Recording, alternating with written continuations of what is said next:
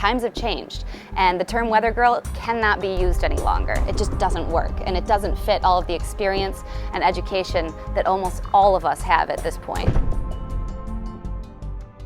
So my first big break was getting into TV at all. I had studied meteorology. I did not plan on going into TV, and one of my professors said, hey, why don't you check it out? It was a slightly backhanded compliment, but I did an internship, just blast. I put all of these resumes out there, 90-some resumes. Nobody got back to me. I was a freshman. I wasn't studying television. I was studying only science.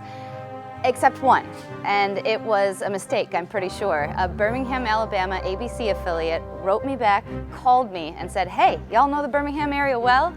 I was supposed to be bartending that summer, and instead I moved my life to Birmingham, Alabama, and I got to know it well, including James Spann. James Spann is the man. I mean, they still say that Spann is the man for a reason.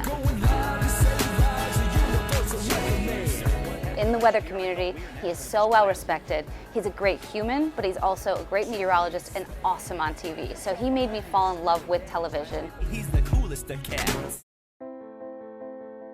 I grew up loving waterspouts and thunderstorms coming across Lake Michigan because it's like the plains. You can see everything's very flat. We had a friend who had a cottage, and we spent a lot of time in Silver Lake in Lake Michigan, and we would just stare. My brother and I remember being out there, and I always give my mom a hard time, like, where were you? Because I'm pretty sure we're at the beach by ourselves or something. She was like up in the cottage. But we would just be in awe of those storms. Let's look at one of our Weather Plus sites. I was working at an NBC affiliate in Chicago, so they had started having me do MSNBC. I was flying back and forth between New York and Chicago a lot, and I had been doing a reality show, at least guesting on it, for the Discovery Channel. So I had been busy, but I just wasn't really doing what I wanted to do, and that was storm chase on television. Right on the outside of the storm, we're going to try to get north. So when I got the opportunity to come meet Ben Sherwood, who was the president of ABC at the time, he's a visionary. I told him my goal was to no longer do what the networks do and damage chase, but rather storm chase, warn people ahead of a deadly outbreak,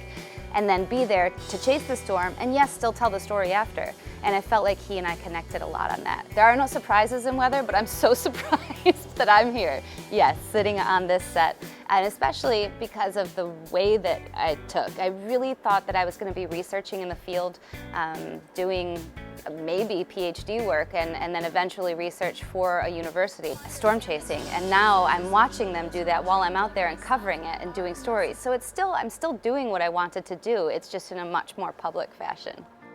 Times have changed, and the term weather girl cannot be used any longer. It just doesn't work, and it doesn't fit all of the experience and education that almost all of us have at this point. Science is still the important part. A lot of people, for some reason, don't think that you have to study meteorology. You have to. To get to this place, I have a certified broadcast meteorology seal from the American Meteorological Society. That's really an important step.